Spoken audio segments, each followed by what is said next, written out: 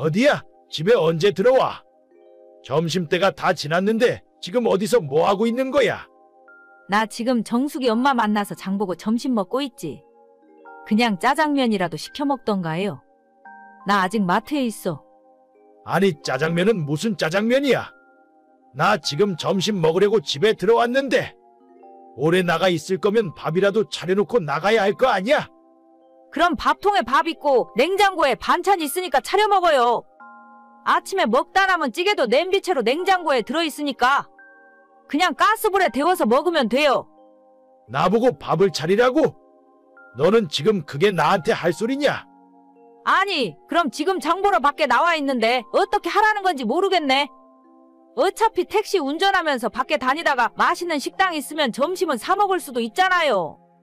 어떻게 맨날 집에 들어와서 밥 달라고 하는 거예요? 미쳤어? 밥을 왜 돈 주고 사 먹어? 당장 들어와서 밥 차려. 나 1시간만 있다가 나갈 거니까 그 전에 와서 밥 차려놔. 아까 내가 이야기한 거 못 들었어요? 나 정숙이 엄마랑 점심 먹는 중이라니까? 너는 네 서방 밥 굶기면서 네 밥이 목구멍으로 넘어가냐? 당장 들어와서 밥 차려. 점심은 그냥 사 먹지. 차라리 회사 다닐 때가 좋았는데 왜 멀쩡한 직장 일찍 은퇴하고 택시를 하느라고 사람을 이렇게 고생을 시키는지 모르겠네. 내가 밖에서 밥 사 먹으면 너가 돈이라도 주냐? 집에서 밥하고 살림하는 여자가 밥도 하기 싫으면 그냥 접시물에 고박아. 말을 해도 무슨. 어휴 진짜. 그럼 나 지금 가니까 좀 기다려요. 장 뭐 봤어? 동태찌개 끓여. 얼큰하게 끓인 동태찌개가 먹고 싶네. 안 그래도 동태 샀어요. 어제부터 동태찌개 타령을 하시길래 저녁에 해주려고 했는데 진짜 그새를 못 참고. 시끄럽고 난 한숨 자고 있을 테니까 빨리 들어와서 밥이나 차려. 밥 다 되면 깨우고. 알겠지? 저는 올해로 50이 조금 넘은 전업주부입니다. 남편은 멀쩡한 대기업 직장을 다니다가 정년을 몇 년 앞두고 먼저 회사를 나왔어요. 더 다니려면 끝까지 다닐 수도 있었지만 요즘 회사 사정도 별로 안 좋아지고 미리 그만두면 퇴직금을 더 준다는 소리에 조기퇴직 신청하고 나와버리더군요. 처음엔 평생 가족을 위해 고생한 남편이 일을 그만둔다고 해서 그냥 그러려니 했습니다. 집에서 쉴 것도 아니고 몇 년 전부터 택시 운전을 하며 유유자적 살고 싶다는 소리를 자주 했었거든요. 우리 남편은 요즘 시대에 맞지 않게 조금 가부장적이고 집안에서 본인의 권위를 엄청 세우려고 해요. 이런 남자를 강큰 사람이라고 한다던데 물 한 잔을 자기 손으로 떠다 먹는 법이 없습니다. 그나마 회사 다닐 때는 하루에 점심 한 끼를 회사에서 먹고 들어오니 그나마 나았는데 택시 운전을 시작한 뒤로는 아침, 점심, 저녁 세 끼 모두 저보고 차려달라고 해요.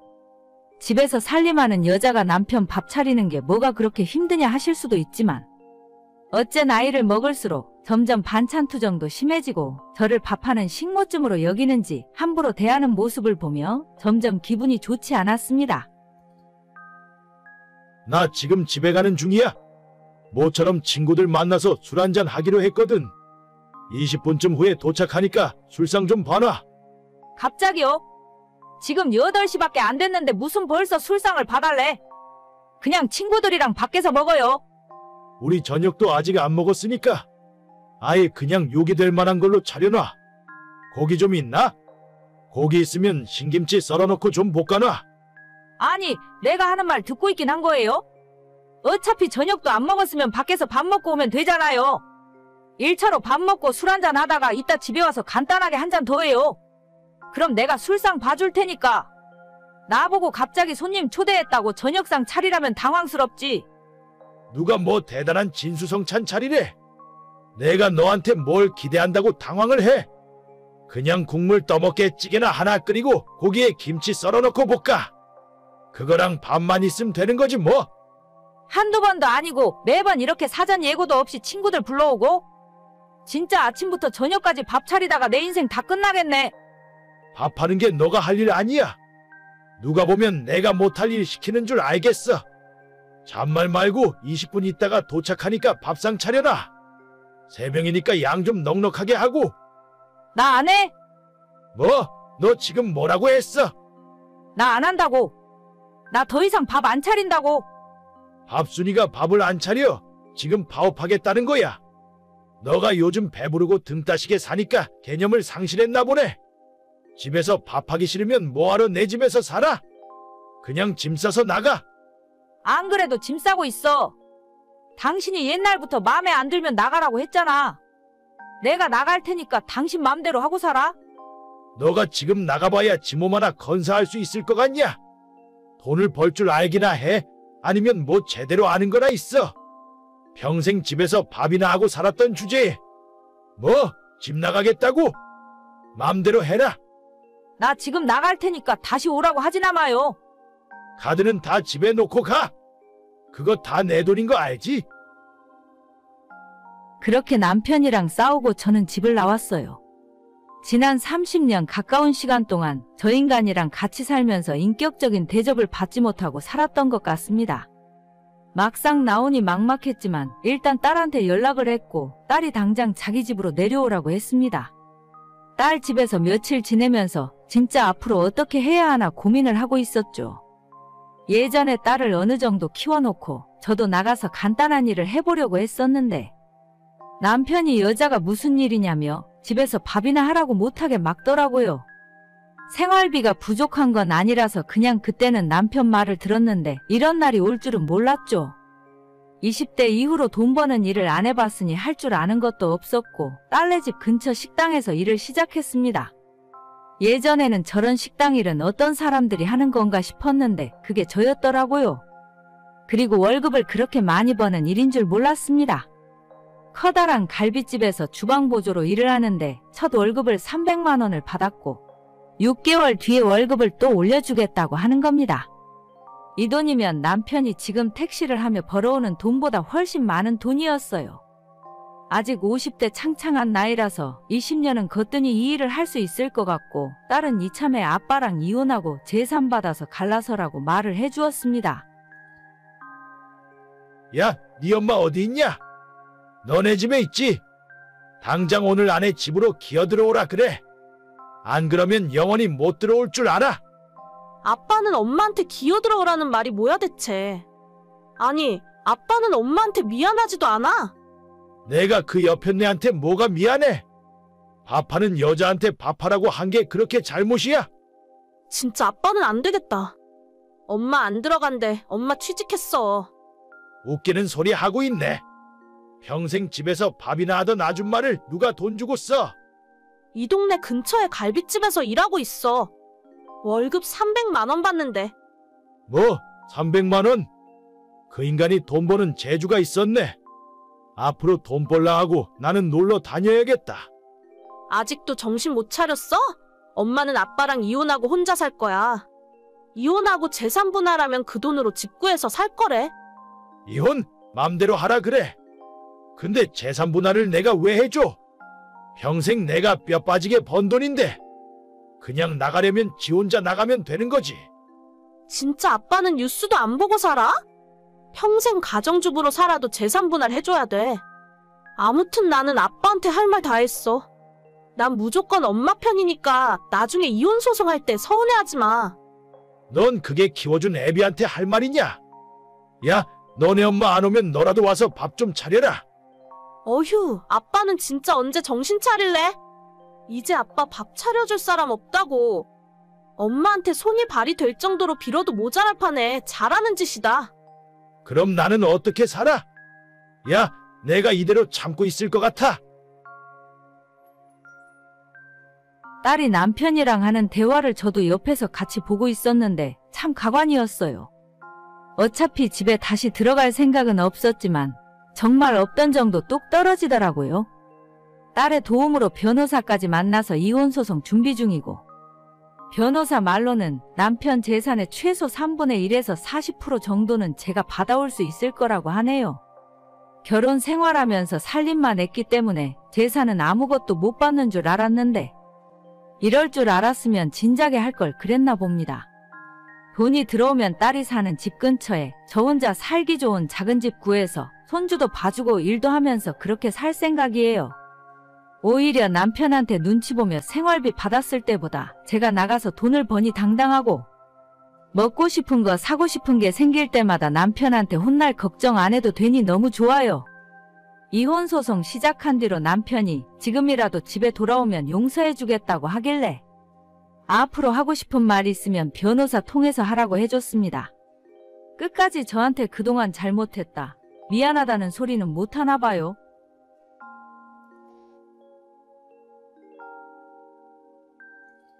동서, 금요일에 시댁에서 아버님 제사 있는 거 알고 있지? 이번에는 올 거야? 네, 형님 물론이죠. 저번에는 저희 가게가 너무 바빠서 도저히 시간을 뺄 수가 없었어요. 이번에는 퇴근하자마자 일찍 가서 음식 준비 도와드릴게요. 걱정 마세요. 그래, 며느리라고는 동서랑 나랑 딱 둘뿐인데 시어머니 성격 알잖아? 나 혼자 있으면 정말 힘들어. 이번에는 꼭 좀 일찍 와주라. 물론이죠. 정시 퇴근해서 제가 형님보다도 먼저 가서 일하고 있을게요. 알겠어, 그럼 그때 봐. 네, 그때 봬요.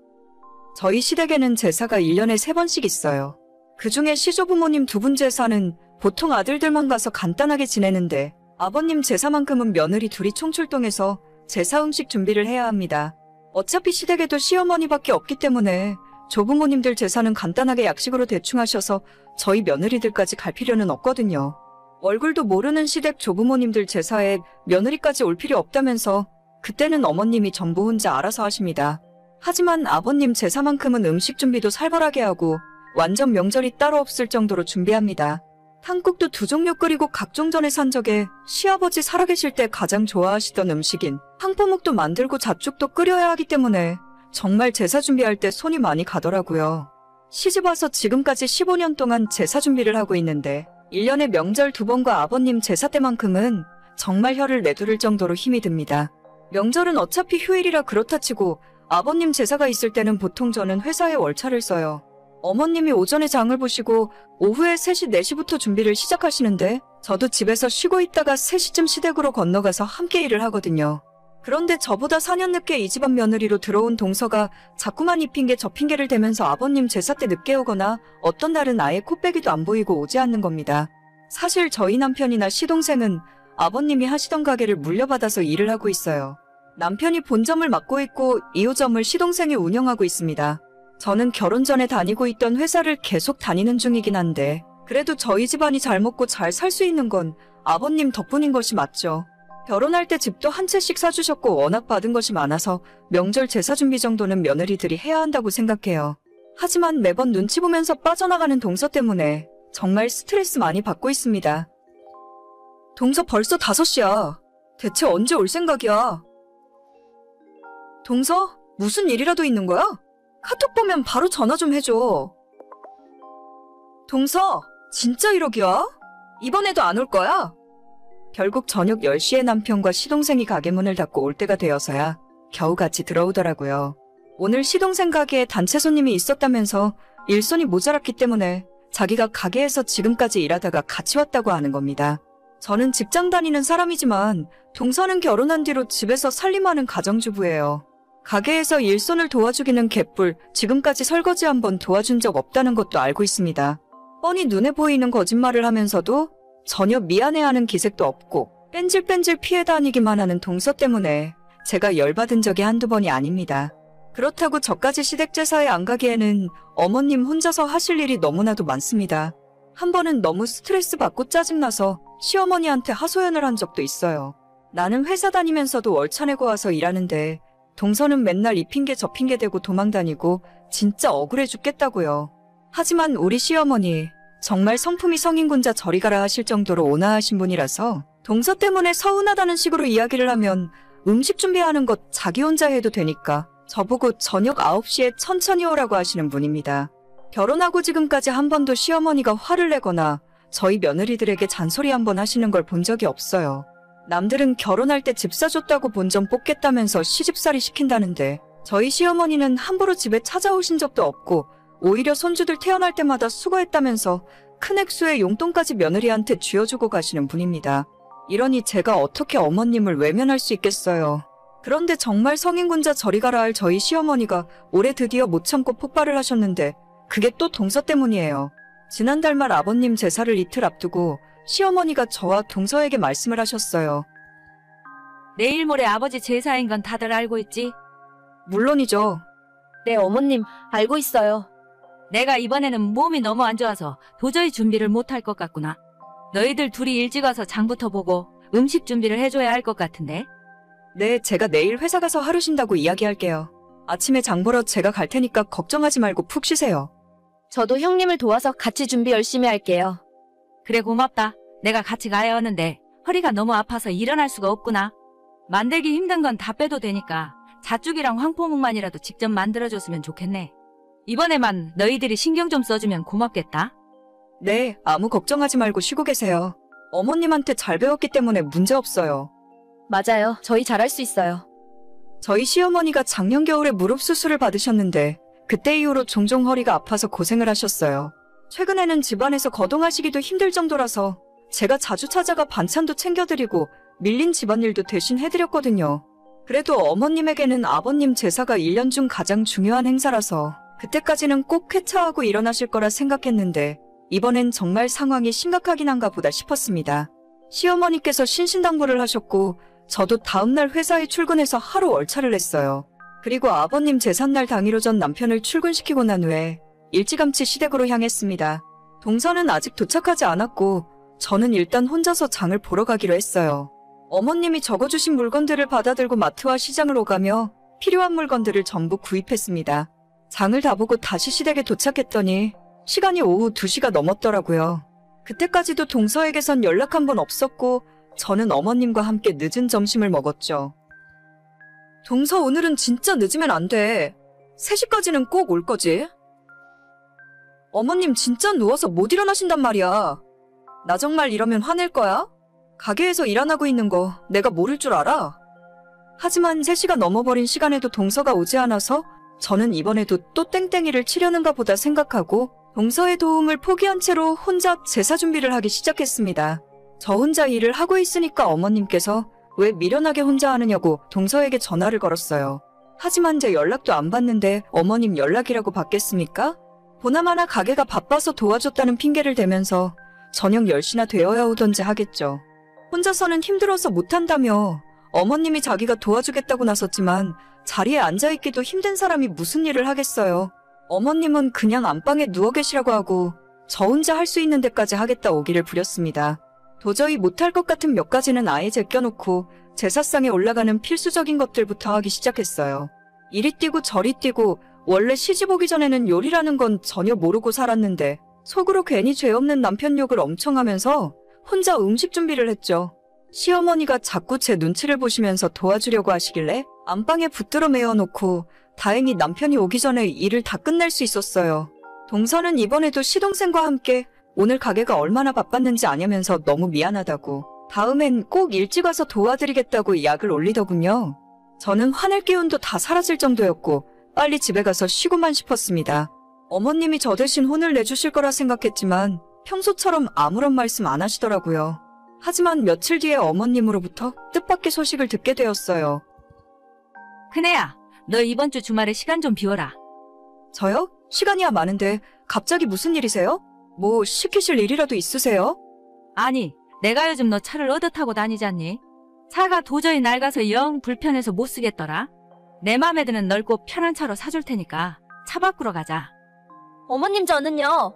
저도 차가 너무 낡고 오래된 것 같아요. 형님만 바꿔주시지 말고 제 차도 좀 바꿔주세요. 집에서 살림만 하는 애가 무슨 차가 필요해? 너는 그 정도면 됐다. 생전 내 얼굴 보러 찾아오지도 않는 너한테 내가 사주긴 뭘 사줘. 어머님, 제가 언제 그랬어요? 형님이랑 차별하시지 말고 저도 차 사주세요. 차별. 너 입에서 지금 차별이라는 소리가 나오니? 너는 손주 애들만 아니었어도 진작 쫓겨나도 10번은 더 쫓겨났어. 벌어다주는 돈으로 집에서 놀고 먹는 거 누가 모를 줄 알아? 어머님은 정말 주말에 저를 데리고 집 근처 외제차 매장으로 가셨습니다. 우리 며느리한테 좋은 차 한 대 사주려고 한다고 말씀하셨고 진짜 그날 그 자리에서 제 마음에 쏙 드는 차를 한 대 계약해 주시더라고요. 가장 비싼 큰 차를 사라고 하셨는데 그건 제 운전 실력으로 주차하기도 힘들고 좁은 골목 다니기도 힘들 것 같아서 적당한 걸로 골랐어요. 어머님이 계약금 내주시고 차 나오기까지 2달 정도 걸린다고 해서 그때 현금으로 전부 내주시기로 했습니다. 동서는 이제 와서 뒤늦게 뭔가 깨달았는지 일주일에 2-3번씩 어머님 댁을 찾아가는데 아직도 어머님이 분이 덜 풀리셔서 찬바람이 쌩쌩 불고 있네요. 그동안 한 번도 며느리들에게 화내신 적 없고 서운해하신 적 없으셨는데 저 혼자 아버님 제사 준비하면서 땀 뻘뻘 흘리는 모습이 퍽 안쓰러워 보이셨나 봐요. 얼마 후면 허리 수술까지 하실 텐데 빨리 회복하셔서 예전처럼 건강하게 다니셨으면 좋겠어요. 저는 동서 덕분에 팔자에도 없던 외제차도 얻어 타보고 정말 땡 잡은 기분입니다. 고마워 동서. 앞으로도 계속 그렇게만 해. 오늘의 사연은 여기까지입니다. 구독과 좋아요, 알림 설정은 정말 많은 힘이 됩니다. 다들 행복하시고 좋은 하루 되세요.